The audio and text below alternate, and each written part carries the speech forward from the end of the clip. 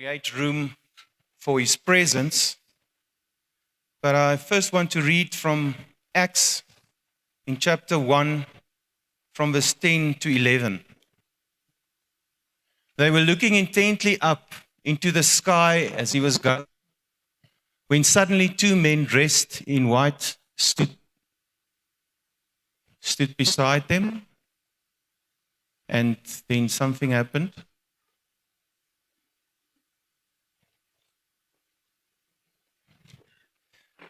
Okay, I'm going to just... And they say that the same way that Jesus is taken up into the clouds, in the same way, He will return. All right, so Jesus is coming. Praise the Lord. But we don't know when. But I want to say we must expect Him in tomorrow. We must expect Him in our lives to show up in every facet of our lives, in our relationships, at our place of work. Are we ready and are we creating room for His presence? Because He wants to be in our midst through the Holy Spirit. What is your expectation? And this afternoon, I had a lovely lunch with somebody that saw me long ago. And we were sharing about our children, and he was talking about his kids, and I was talking about my kids. When you're old, you do that. You talk about your kids a lot, and you show pictures. I'm getting there. But he said that he's got twins, and it's a boy and a girl, and then they got a third child. But the third child is very good with everything. But in the twins, the boy, his name is Wynand, he's not very good. He's not a very good athlete. He doesn't, things that comes naturally to all his brothers and sisters doesn't come naturally to him. So when they were in sub A, you go to the color sports and they have a 60-meter run and an 80-meter run. And he said to his dad, "Dad, you must keep your eye on me because I'm going to win the 60-meter run." And the father was like, "Oh my goodness, I hope this young man's life won't be shattered because I know he's not going to come first." But he didn't say anything. So the 60-meter run started. And when all the other kids was finished, they looked and Wynand was still running. He was like 20 meters behind of the 60 meters. And his dad came to him and said, "Oh, son, I'm so sorry." He said, No, Dad, why are you sorry?" He said, "Well, you sort of came last." He said, No, don't worry. After this, we're going to run the 80 meters. Then I'm going to be first. And the father's like, He said, "Listen, we've got to do stuff in town. I think we must go now." "No, Dad, I want to stay for the 80 meters. So needless to say, when they ran the 80 meters, his son was like 20 meters behind everybody. And his son comes and he finishes dead last. And he says to his son, "Don't worry, my boy." He said, "Dad, I'm not worried. I now see that I have to exercise a bit. So next year, I'm going to win." So this young man had a great expectancy that something is going to happen. He's going to, and are we that excited? And do we have that same expectation that Jesus is going to show up tomorrow in our lives, in our conversations, in our dealings, in our relationships? Do we make room for Him?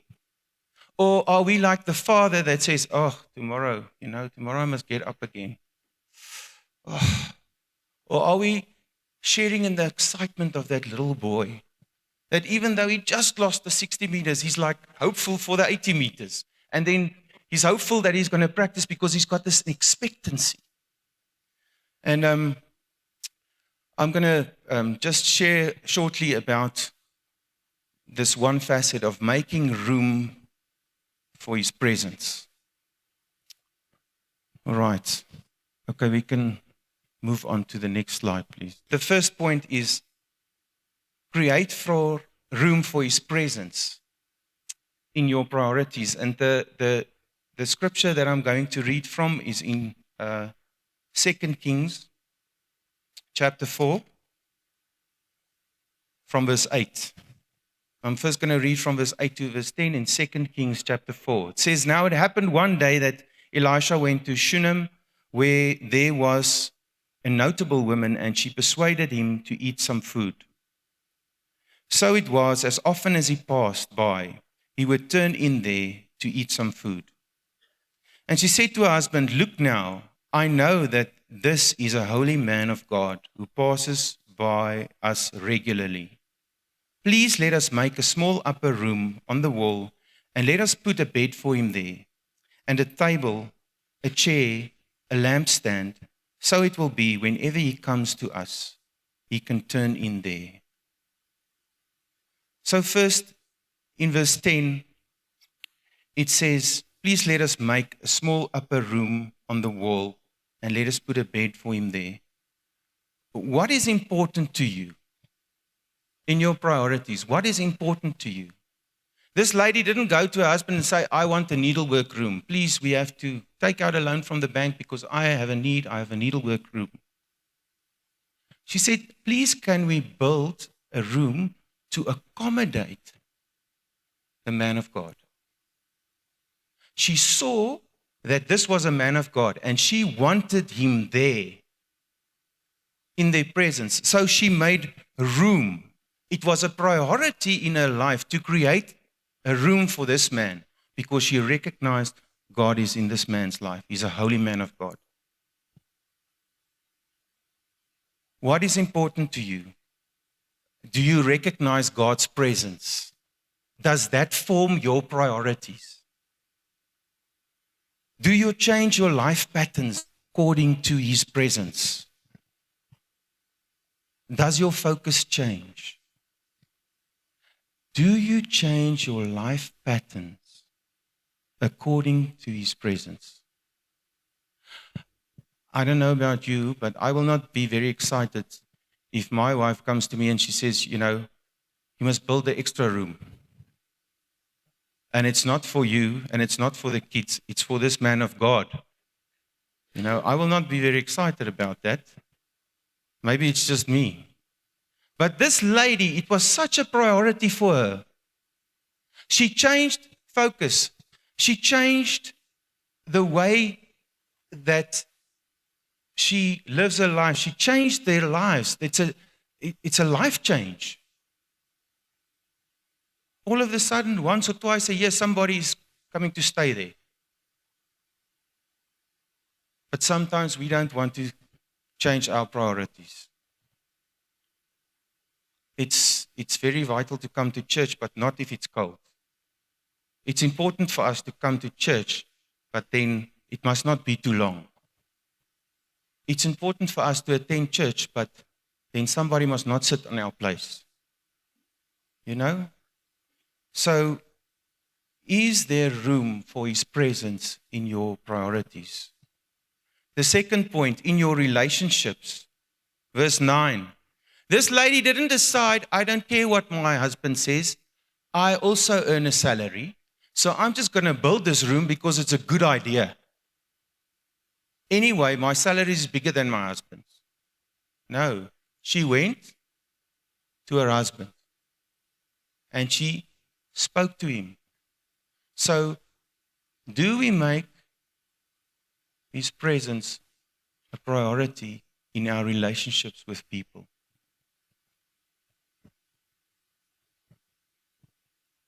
Is His presence a priority for you? What do you do when you are in people's presence? What do you speak about? Is His presence a priority? And this lady went to her husband and she said, "This presence of the man of God is such a priority for me. I want to bring it before you. And I want to say, won't you please consider that we do this?"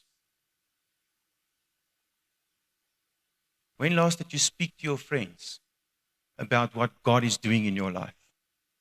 When last did you make it a priority in your conversations and your relationships that God is number one?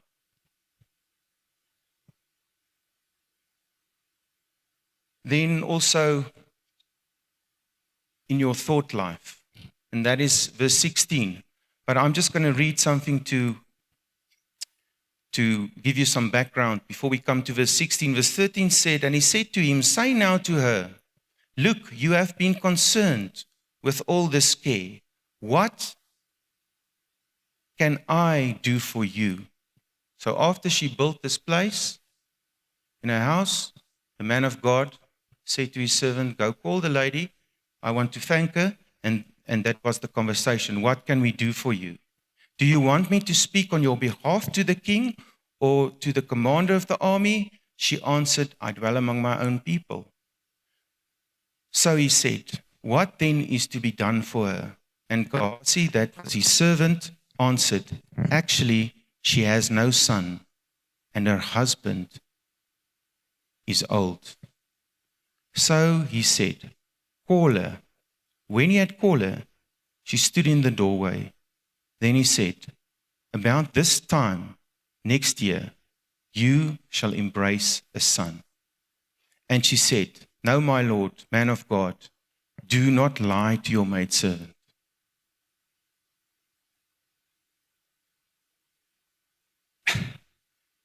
Your thought life. What do you think God has in store for you? Do we make room for him in our thought life?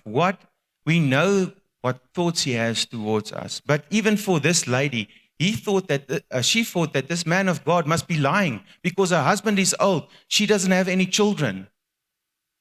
Do you know how important it is, or was, and still is, to have a boy? Carries the family name. And in those days, it was very important. A woman was blessed. Hannah cried because she didn't have any children. Solomon says he can't understand a woman and the sorrow that a woman has if she doesn't have a child. So it was quite a big deal. All right, and the word also says the following about our thought lives. Just go to the next slide. For my thoughts are not your thoughts, nor are your ways my ways, says the Lord. For as the heavens are higher than the earth, so are my ways higher than your ways, and my thoughts than your thoughts. Do you make room for his presence in your thought life? Like, what are you thinking about? Do you know that God wants what's best for you? Even if you look at your circumstances, it's easy to see the facts. It's easy to see the facts. But do you make room for him in your thought life? She could have never imagined that God would give her a son. And God just came and surprised her.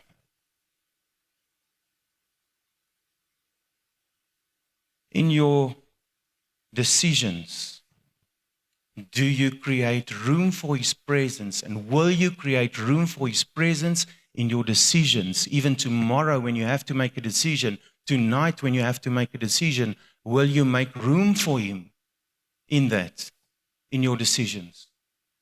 Sometimes we just want to do things out of our own.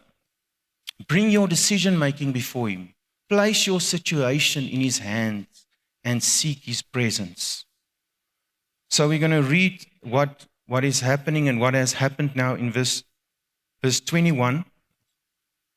So this son that she got, this gift that she got, he fell ill and he died. And here's what she did. Here's what she did in verse 20 and 21. When he had taken him and brought him to his mother, he sat on her knees till noon and then died. And she went up and laid him on the bed of the man of God, shut the door upon him, and went out. Sometimes we just make a decision. That is that. But as this lady took her son, the gift that she had received from the Lord, the man of God, she went and she put the gift back there. Sometimes when we receive gifts, we're very happy about it and it's our gifts. But it's so beautiful for me that in a decision, she didn't say, oh, no, the Lord just did this to me. She took the gift that she got, she brought it back. She laid it on the man of God's bed. She laid her son there and she left him there. She didn't put him into the ground, she left him there. Will you be making room for His presence in your emotions? Because I don't know about you, I almost lost a son. I almost lost one. Praise God. He's still here. I almost lost a lot of things. But then in verse 26, it says that this lady was coming towards the man of God, and he saw her, and he sent his servant to go to her. And he said, please run now to meet her and say to her, is it well with you? Is it well with your husband? Is it well with the child? And she answered, it is well.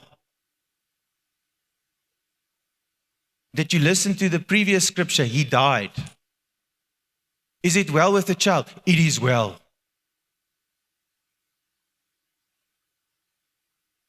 How can she say that? She's not led just by her emotions. She has made room for something to happen. She created room for something to happen. How often do you create room in your emotions for God to do something?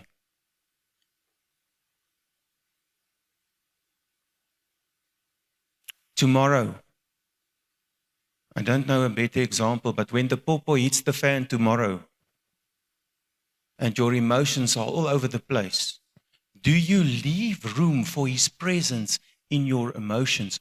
Or do you start professing, I'm done with, it's finished, I'm not going to make it, I don't have the capacity, I'm finished, I'm quitting, I'm giving up? This lady made room in her emotions. She said, it is well. I don't know about you, but I'm not there yet. I want to be at that place where even if anything happens, I can say it is well. There's somebody that wrote a song like that. It is well with my soul. And I think it was not at a very great time in that person's life. So somebody else also had the capacity. Somebody else also made room in his emotions for God to come and do something. Philippians 4 verse 6 to 8, it says, be anxious for nothing, but in everything by prayer and supplication with thanksgiving, let your requests be made known to God, and the peace of God that surpasses all understanding will guard your heart and your mind through Christ Jesus. Finally, brethren, whatever things are true, whatever things are noble, whatever things are just, whatever things are pure, whatever things are lovely, whatever things are of good report, if there is any virtue, if there is anything praiseworthy, meditate on these things. Make room for God. Psalm 42. Why are you cast down, O my soul? And why are you disquieted within me? Hope in God, for I shall yet praise Him, the help of my countenance and my God. Point number 6. Your strategies. Is there room for His presence in your strategies, or are you just making your own plans and you go with it?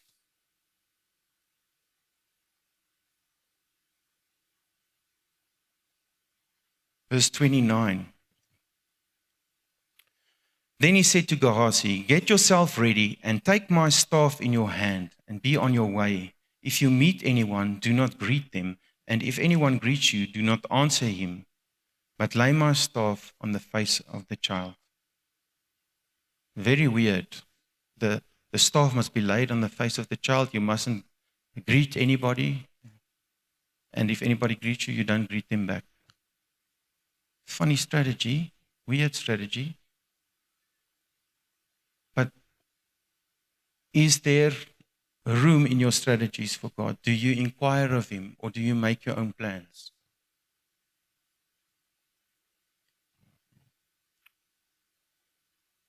Is there room for His presence in your actions?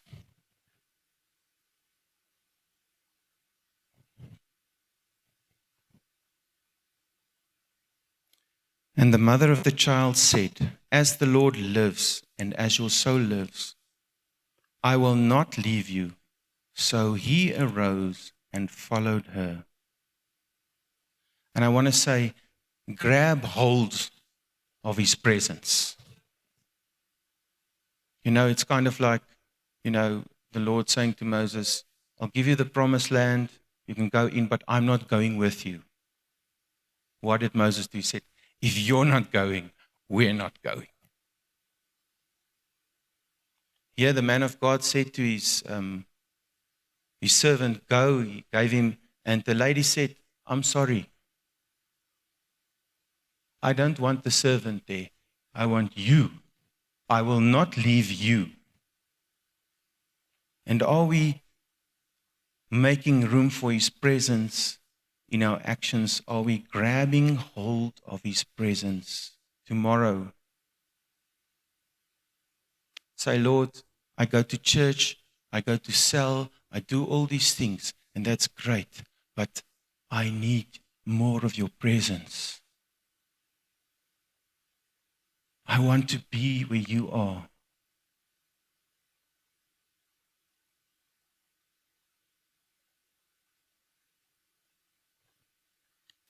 All right, so either I'm going to finish at the last point, or I'm going to go to the next 7 points, because 7 is most the right. Okay, point 8, that's the last one. Sorry. Opportunities. Opportunities. Verse 36 to 37.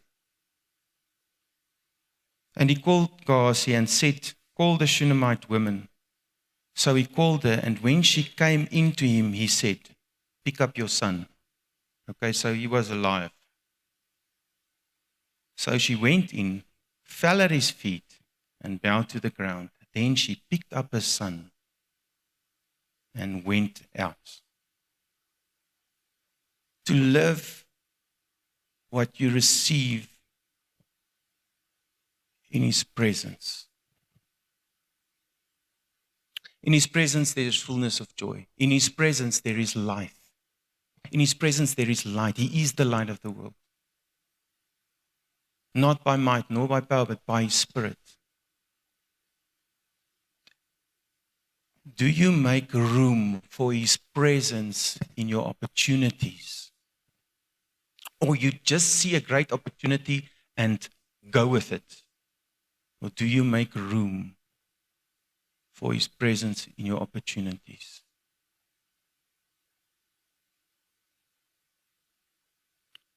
I'm going to close with the following scripture, and I think we all know the scripture.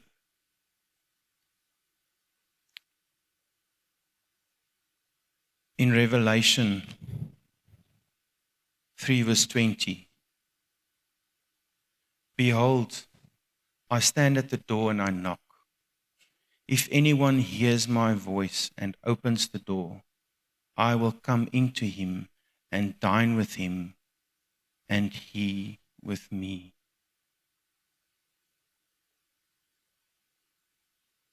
In every facet of your life, your emotions, your strategies, your actions, your opportunities, your relationships, your priorities, your thought life, your decision making, Jesus is standing there at the door and He's knocking.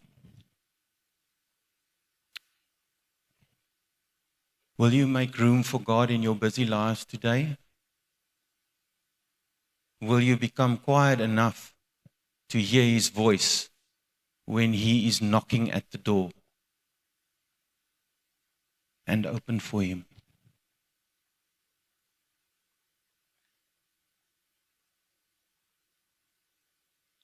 I think if we can get that right, to just be quiet in our busy lives, to hear His voice, to hear His knock, and to listen to His voice, and open up the door. Open up the door of my thought life. Open up the door of my emotions. Open up the door of my actions. What a glorious day it will be. Let's just close our eyes.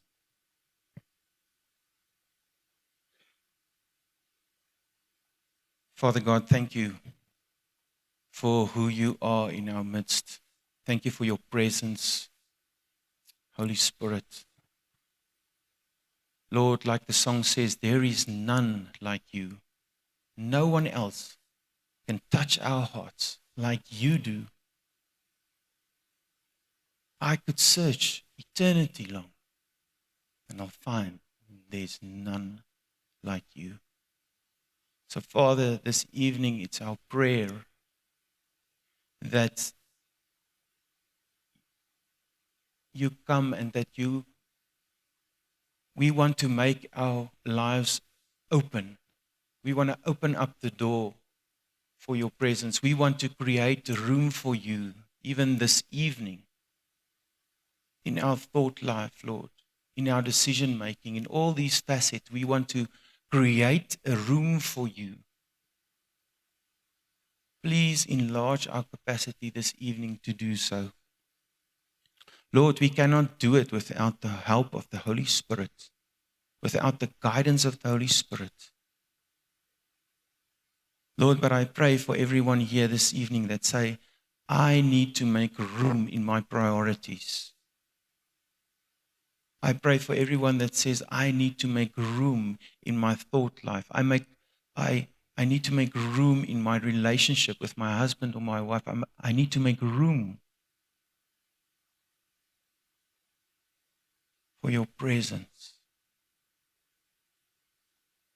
I pray that we will become so quiet before you that we will hear you knocking, hear your voice, and open up the door. We just want to say, we want to welcome you in those areas. Come bring the light in those areas. Come bring the breakthrough in those areas, Lord. We cannot do it out of our own, but we choose this evening to surrender those areas that we are struggling with to you. Please come and have your way in our lives. We honor you for that, and we thank you for that. Thank you that we can have an expectancy for you to show up tomorrow when we open the door in our relationships. Thank you that we can have an excellent expectancy about tomorrow and the day after that and the day after that, for you to show up in every facet, in every meeting, in every class, in every conversation. Thank you that we can have that expectancy. We honor you for that, and we are excited about that, what you want to do in our lives. Amen.